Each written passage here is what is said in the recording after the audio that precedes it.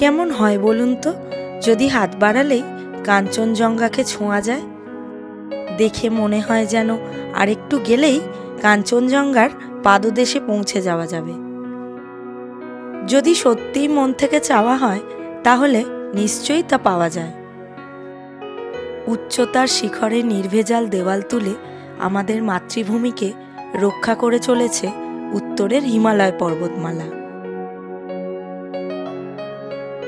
হিমালয়ের দ্বিতীয় উচ্চতম শৃঙ্গ কাঞ্চনজঙ্ঘাকে একবার দেখার জন্য বছরের নানান সময়ে কত মানুষই ছুটে আসেন। কত মানুষ একাধিকবার এসেও এখনো স্লিপিং বুদ্ধর দর্শন পাননি। অনেকেই আবার একাধিকবার দেখেছেন, কিন্তু 100 বার দেখলেও কাঞ্চনজঙ্ঘাকে দেখার স্বাদ পাহাড় প্রেমীদের কাছে সেই প্রথমবার দেখার মতোই উত্তেজনাপূর্ণ থাকে। আমাদেরও একই অবস্থা।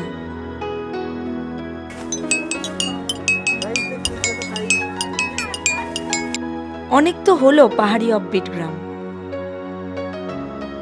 এবার যাওয়া যাক পশ্চিমবঙ্গের সর্বোচ্চ স্থানে, যেখান থেকে স্লিপিং বুদ্ধর সব থেকে ভালো দর্শন পাওয়া যায় এবং উপরি পাওনা হিসেবে পৃথিবীর সর্বোচ্চ শৃঙ্গ মাউন্ট এভারেস্টেরও দর্শন। তাহলে চলুন শুরু করা যাক।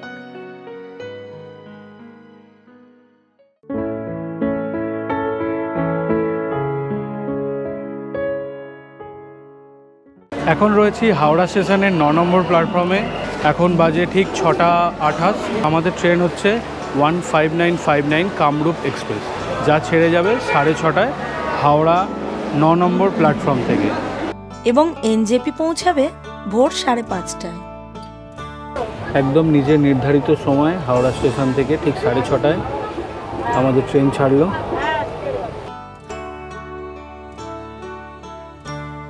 সান্দাকফু যাওয়ার প্ল্যান করলে এরকম ট্রেন চুজ করা উচিত যা খুব ভোরে এনজেপি পৌঁছে দেবে।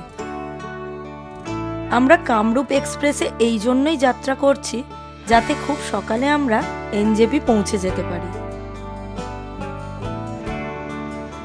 সকাল 6টা নাগাদ আমরা রওনা দিলাম মানেভঞ্জনের উদ্দেশ্যে। ট্রেন একদম সঠিক সময়েই এনজেপি এসে পৌঁছেছে। আমাদের আগের পাহাড় ভ্রমণ যেখানে শেষ করেছিলাম আবার সেখান থেকেই শুরু করলাম।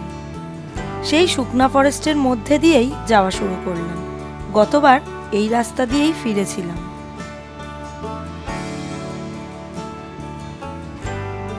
শীতকালে এই সমস্ত জায়গাগুলো যেমন দেখছি, বর্ষায় কিন্তু আরও বেশি সতেজ ছিল। প্রতিটি ঝর্ণা নদীতে কত স্রোত ছিল।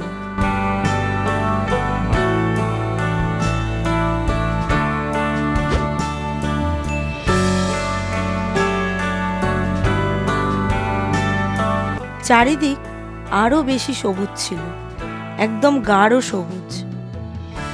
তবে এই সময়ের মাধুর্যতা আবার আলাদা। এখন একদম ঝকঝকে নীল আকাশ। আমরা মিরিকের রাস্তা দিয়ে মানেভঞ্জন পৌঁছাবো। মিরিকের রাস্তা দিয়ে মানেভঞ্জন যেতে সময় অনেকটাই কম লাগে অন্যান্য রাস্তার তুলনায়। এনজেপি থেকে মানেভঞ্জনের দূরত্ব 85 কিলোমিটার। গাড়িতে যেতে সময় লাগে 3 ঘন্টা 10 মিনিট মতো। এনজেপি থেকে মানেভঞ্জন যাওয়ার রিজার্ভ ছোট গাড়ির ভাড়া 3500 টাকা, বড় গাড়ির ভাড়া 4000 থেকে 4500 টাকা। শেয়ার গাড়িতে এনজেপি থেকে মানেভঞ্জন যাওয়া খুবই চাপের।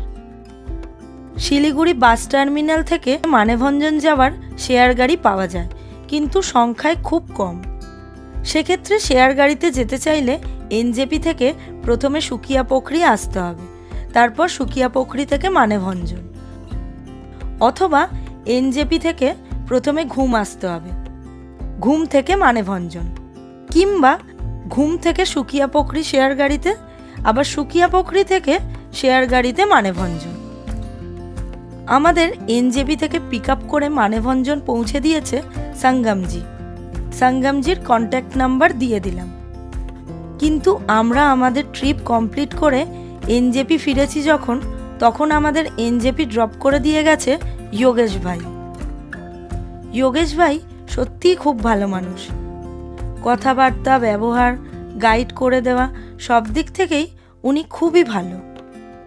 আপনাদের সুবিধার্থে योगेश जीर कॉन्टैक्ट नंबर दिए दिलाम। हेलो गाइस, मैं और भैया आज दार्जिलिंग से सिलीगुड़ी तक आ गया और भैया के साथ अच्छा लगा। और जब भी दार्जिलिंग आएंगे आप लोग, तब आप लोग north east Himalayan cab tour and travels एक बार चेक करके, एक बार ज़रूर चेक करके आने के लिए कोशिश कीजिए। हम लोग टूर अच्छे अच्छे मतलब जगह में करवाते हैं। ऑफ बीट वगैरह होता है, 102, 103, 104 जितना भी जन लोग हो, एक बार ज़रूर कांटेक्ट करके इंक्वायरी कर सकते हैं हमको और मेरा भैया को, ठीक है। और मैं अब आज इतना ही बोलना चाहता हूँ कि मुझे इतना बोलना नहीं आता है। Okay, bye bye, I am from Darjeeling. दादार नाम होच्छे योगेश तामांग। तो आपनारा যদি চান এই দার্জিলিং আসতে, একবার ওনার সঙ্গে কথা বলে দেখতে পারেন। ছোট গাড়ি বড় গাড়ি তো প্রায় একই রেট, তাই এই রেট নিয়ে খুব বেশি বোধহয় চাপাচাপি করতে হবে না।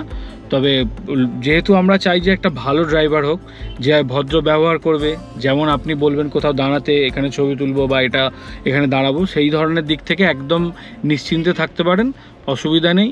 খুবই ভালো মানুষ, আপনারা চাইলে ওনার সঙ্গে যোগাযোগ করতে পারেন।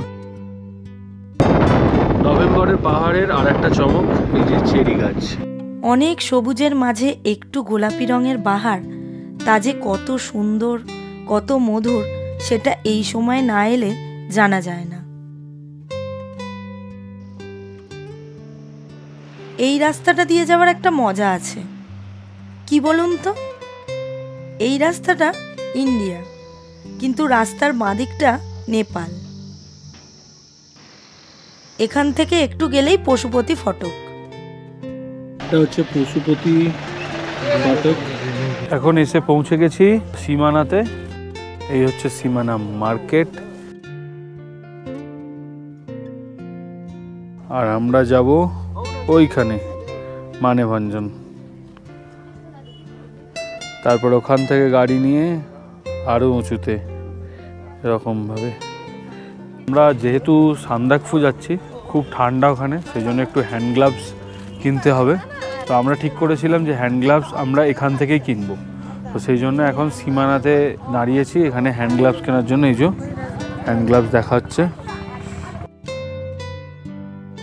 এই হচ্ছে নেপালের 1000 টাকার নোট। আমরা ভারতীয়রা ভুলতে বসেছি প্রায়, বাট নেপালের 1000 টাকার নোটটাকে দেখে একটু নস্টালজিক হয়ে পড়লাম, কারণ আমাদেরও এক সময় এরকম একটা 1000 টাকার নোট ছিল।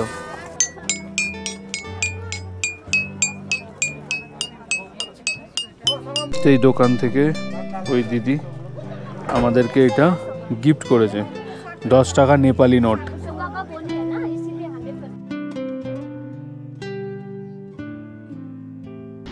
এই রাস্তাটা দিয়ে শর্টকাটে মানেভঞ্জন যাওয়ার খুব সুবিধা আছে, কারণ অনেক অল্প সময়ের মধ্যে মানেভঞ্জন পৌঁছে যাওয়া যায়। সুখিয়া দিয়ে গেলে যেখানে প্রায় আধ ঘন্টার উপরে লাগে, বাট এই রাস্তাটা দিয়ে গেলে প্রায় 15 মিনিটের মধ্যে চলে যাওয়া যায়। এটা জাস্ট সীমানা থেকে একটু এগিয়ে এসেই বাঁ দিকে ঢুকে যাচ্ছে রাস্তাটা।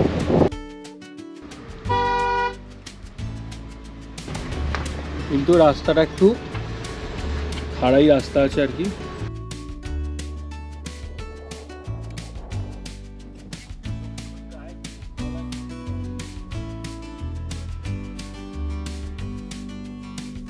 এই যে রাস্তাটা এদিক থেকে আসছে, ওই যে গাড়িটা নামছে ঠিক ওর পাশ দিয়ে যে রাস্তাটা আসছে ওইটা সুখিয়া দিয়ে আসছে, আর আমরা এলাম বাঁ দিকটার ওই রাস্তাটা দিয়ে, যেটা শর্টে চলে এলো।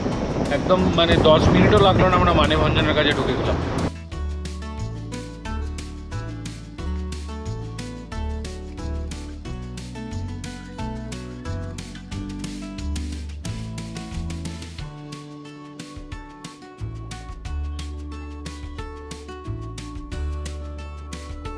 সীমানা দিয়ে যে শর্টের রাস্তাটা রয়েছে, আমি বলবো ওই শর্টের রাস্তাটা নেওয়াটা হচ্ছে সব থেকে বুদ্ধিমানের কাজ।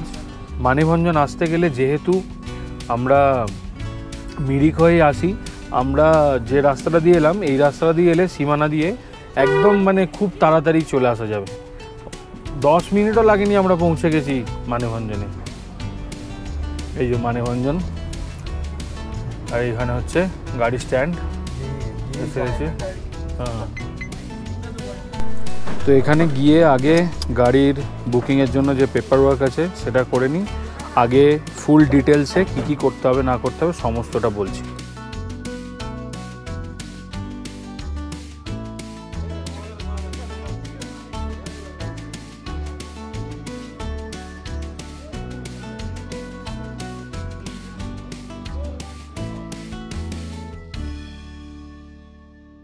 মানেভঞ্জনে আপনারা যদি একটা নাইট স্টে করতে চান তাহলে এই হোটেল প্রধানে স্টে করতে পারেন।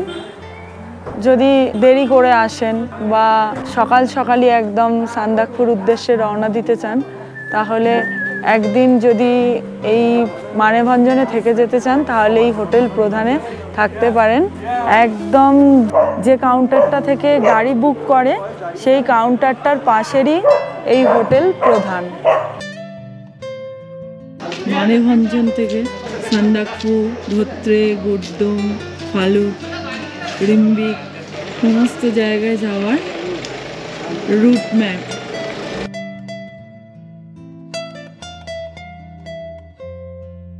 Singalila land rover owners welfare association, এখান থেকেই আপনাদেরকে বোলেরো বা ল্যান্ড রোভার বুক করতে হবে। পুরো প্রসেসিং ফেয়ার চার্টটা একবার আপনাদের দেখিয়ে দেব।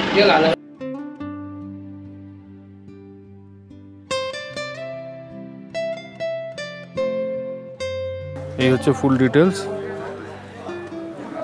টুমলিং আর সান্দাকফু 2 নাইট হল্ট। গাড়ি এখানে মেনশন করে দেয়, ওনারা যে গাড়িটা মেনশন করে দেবে সেই গাড়িটাই যাবে এবং অ্যামাউন্টের এটা লিখে দিয়েছে। এই হচ্ছে একটা রিসিট। ঠিক এর পিছনে একটা ছোট করে ম্যাপ আঁকা আছে, ঠিক কোন রাস্তা কতটা কিলোমিটার। মানেভঞ্জনে হাতে গোনা কয়েকটি দোকান রয়েছে। আমরা সেখান থেকে 5 লিটারের 3-4টি জলের ব্যারেল আর 2-3 প্যাকেট ওয়ারেস কিনে নিলাম। ওপরে জল কিনলে জলের দাম অনেকটাই বেশি পড়বে। এখানে আগে থেকে গাড়ি বুকিং করে রাখা যায় না, স্পটে এসেই আপনাদের গাড়ি বুক করতে হবে। বোলেরো, ল্যান্ড রোভার দুটো গাড়িতেই যাওয়া যায়। একটি গাড়িতে ন্যূনতম 5 থেকে 6 জন যেতে পারে। আমাদের গাড়ি এই মাত্র জাস্ট এখান থেকে রওনা দিল মানেভঞ্জনের পয়েন্ট থেকে। এই যে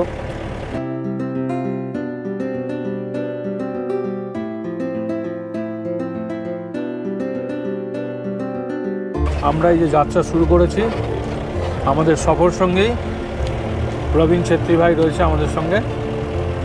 আসলে খুব খিদে পেয়ে গেছিলো, অনেকটা রাস্তা আসা হয়েছে কিন্তু কিছু খাওয়া হয়নি সেইভাবে দাঁড়িয়ে অতটা। জাস্ট খাড়াইটা, রাস্তার যে খাড়াইটা ওটা দেখার মতো। এইরকম খাড়াই আমরা দেখেছিলাম হচ্ছে যে গিদ্দা পাহাড়ের রাস্তাটা আছে ওই রাস্তা। তো এইসবের ফাঁকে যে প্ল্যানটা আমাদের, সেই প্ল্যানটা একটু বলে দিই। আমরা যে প্ল্যানটা করেছি সেটা হচ্ছে মানেভঞ্জন থেকে আমরা প্রথম যাব টুমলিং। টুমলিংয়ে আমরা একদিন স্টে করব এবং টুমলিং থেকে আমরা আবার পরদিন সকালে যাব সান্দাকফু এবং সান্দাকফুতে একদিন আমরা স্টে করব এবং তারপরে আমরা নেমে আসবো আবার মানেভঞ্জন। তো এটা আমাদের প্ল্যান আছে। তো এই প্ল্যানের অনুযায়ী যে খরচটা হয় সেটা হচ্ছে যে সান্দাকফু, মানেভঞ্জন টু সান্দাকফুর আপ ডাউন গাড়ি ভাড়া হচ্ছে 5,500 টাকা। যেহেতু আমরা টুমলিংয়ে একদিন স্টে করব সেই জন্য টুমলিংয়ে একদিন স্টে করার জন্য ড্রাইভারের এক্সট্রা চার্জ পড়বে 1500 টাকা এবং সান্দাকফুতে আমরা একদিন স্টে করব সেই জন্য ড্রাইভারের চার্জ পড়বে নাইট স্টে চার্জ 1500 টাকা। অর্থাৎ দুদিনের নাইট স্টে চার্জ হচ্ছে 1500 3000 এবং সান্দাকফু থেকে রিটার্ন যে আসবে তার জন্য হচ্ছে 5,500। তো টোটাল আমাদের 8,500 টাকা গাড়ি ভাড়াটা পড়েছে এই দুদিনের ট্রিপটাতে। এবার এখানে যতদিন আপনি একটা জায়গা স্টে করবেন পার ডে হিসাবে কিন্তু ড্রাইভারের এক্সট্রা চার্জ ওই নাইট চার্জের জন্য 1,500 টাকা করে কিন্তু বাড়তে থাকবে। ওকে। মানেভঞ্জন থেকে টুমলিং যেতে প্রথমেই যে গ্রামটি পথে পড়বে তা হলো চিত্রে। মানেভঞ্জন থেকে চিত্রের দূরত্ব প্রায় 2.5 কিলোমিটার।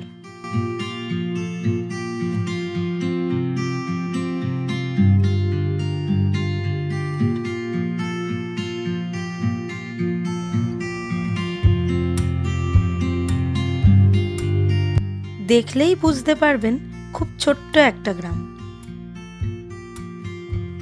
চিত্রেতে বাড়ির সংখ্যা খুবই কম। যাওয়ার পথে চাইলে একবার চিত্রে মনেশ্রীও ঘুরে নিতে পারেন। চিত্রেতে এসএসবির প্রথম চেকপোস্ট পড়বে। সেখানে গাড়িতে থাকা যে কোনো একজনের আধার কার্ডের নাম্বার দিয়ে এন্ট্রি করে নিতে হবে।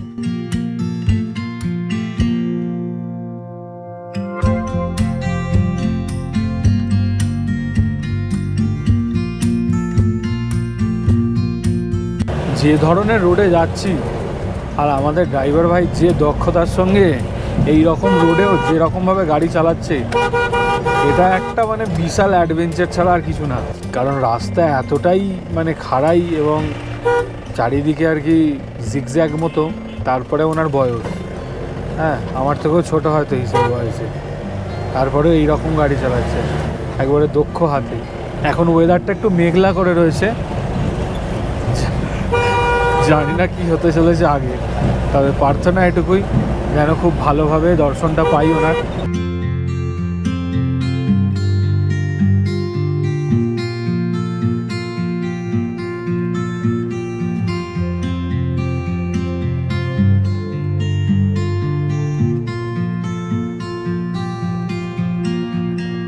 ওই দাঁড়িয়ে রয়েছে একটা ল্যান্ড রোভার।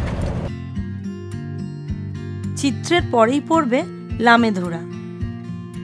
চিত্রে থেকে লামেধুরার দূরত্ব প্রায় 3.5 কিলোমিটার। এই দাঁড়িয়ে আছে ল্যান্ড রোভার একটা। এই রয়েছে এখানে দোকান, খাবার থেকে শুরু করে নেশা আদি সমস্ত জিনিসই এখানে অ্যাভেলেবেল রয়েছে। জলযোগের ব্যবস্থাও আছে। আর এই হচ্ছে ল্যান্ড রোভার। সান্দাকফু মানে এক কথায় কিন্তু প্রথম যে বিষয়টা মাথায় আসে, এক তো উচ্চতম শৃঙ্গ পশ্চিমবঙ্গের, তার সঙ্গে কিন্তু ল্যান্ড রোভার। তাই সান্দাকফুকে এক কথায় ল্যান্ড অফ ল্যান্ড রোভারও বলা যেতে পারে। এই যে ফগ উঠছে, নিচে পুরো সাদা হয়ে গেছে একদম। লামেধুরা থেকে প্রায় 3 কিলোমিটার দূরত্বে পরবর্তী গ্রাম মেঘমা। কিন্তু রাস্তা মায়াবী, রাস্তা মায়াবী। মেঘমাতে যতক্ষণে এসে পৌঁছালাম ততক্ষণে একদম গাঢ় মেঘ চারিদিক প্রায় ঢেকেই দিয়েছে। ওয়েদারের সাথে মেঘমা নামের যেন একদম মেলবন্ধন ঘটল। মায়াবী রাস্তা, সেই রকম ড্রাইভিং স্কিল চলছে আর কি, মানে ধারণার বাইরে। মেঘমাতেও একটি চেকপোস্ট পড়বে, সেখানে আরও একবার আধার কার্ডের নাম্বার এন্ট্রি করাতে হবে। আমাদের শুধু আধার কার্ডের নাম্বারটুকুই লেগেছে, আধার কার্ডের কোনো জেরক্স কপি জমা দিতে হয়নি।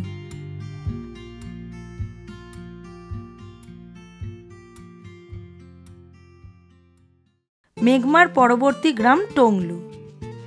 মেঘমা থেকে যার দূরত্ব মাত্র 2 কিলোমিটার। তো এই মুহূর্তে একটু দাঁড়িয়েছি টংলুতে। টংলুর চারপাশটা একটু দেখিয়ে দিই।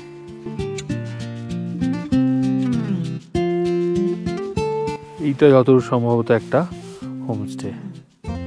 একবার একটু জিজ্ঞেস করে দেখা যাক এটা হোমস্টে কিনা। যদি হোমস্টে হয় তাহলে একটু কন্ট্যাক্ট নাম্বারটা জোগাড় করার চেষ্টা করব আর হোমস্টের নামটা একটু জানার চেষ্টা করব। अच्छा, यहाँ का फूडिंग लॉजिंग का कितना आता है पर हेड?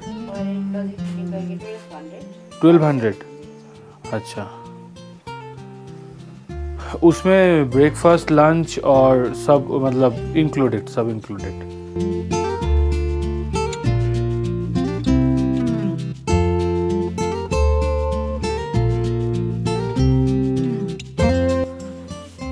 তো এটা হচ্ছে রাজু হোমস্টে, টংলুর একটা হোমস্টে। এটা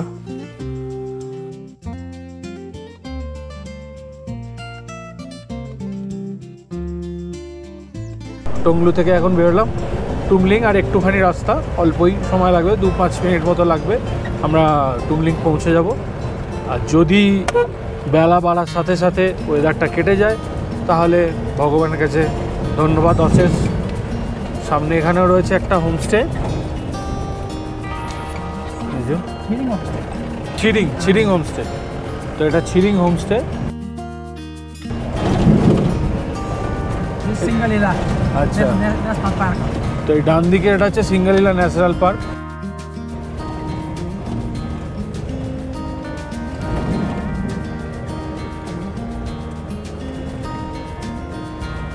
আমি ফার্স্ট টাইম সান্দাকপুর এই রুটে আসছি। আমি এই রুটে এসে যেটা ফিল করলাম সেটা হচ্ছে যদি আপনার ক্ষমতা থাকে তাহলে এই রাস্তা হেঁটে আসুন, তার থেকে স্বর্গীয় আনন্দ আর কিছু হতে পারে না। এই দুদিকের যে গাছগুলো এখন এরকম ন্যাড়া হয়ে আছে, পুরো রুক্ষ দেখতে লাগছে, এরাই জানুয়ারি ফেব্রুয়ারি এই সময় এলে যে মাধুর্য দেবে সেটা মুখে তার বিবরণ দেওয়া যাবে না, ঠিক আছে? মানে শব্দে তার কোনো বিবরণ নেই। দু সাইডে শুধু রডোডেনড্রন গাছ, এগুলো সাদা লাল রডোডেনড্রনে পুরো ভর্তি হয়ে থাকে এই রাস্তা, মানে সে এক মায়াবী সৌন্দর্য সেটা। টংলু থেকে টুমলিংয়ের দূরত্ব 2 কিলোমিটার। টংলু টুমলিং নাম দুটোই শুনতে এবং বলতে ভারী মিষ্টি।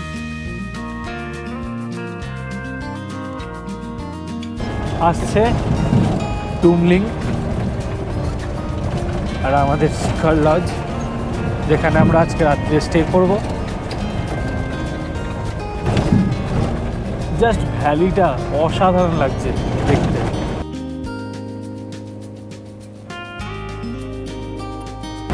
আর সেই লেভেলের ঠান্ডা, হাত পুরো জ্বালিয়ে দিচ্ছে।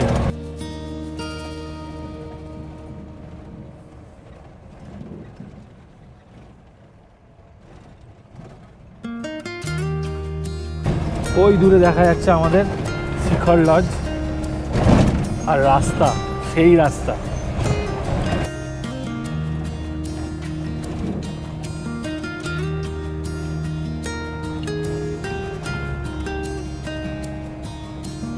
এই সেই রাস্তা, দেখতে যেন ঠিক চীনের প্রাচীরের মতো। কতবার ছবিতে ভিডিওতে দেখেছি, আজ আমি আমার নিজের চোখে দেখছি, এটা অসাধারণ লাগছে, অসাধারণ। এই হচ্ছে সিদ্ধার্থ লজ, এখানে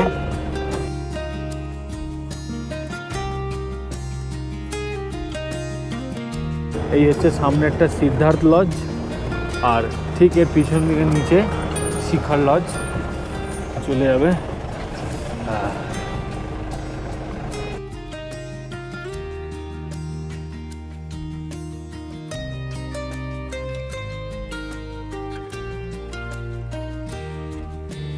আজকের ভিডিও এই পর্যন্তই রইল।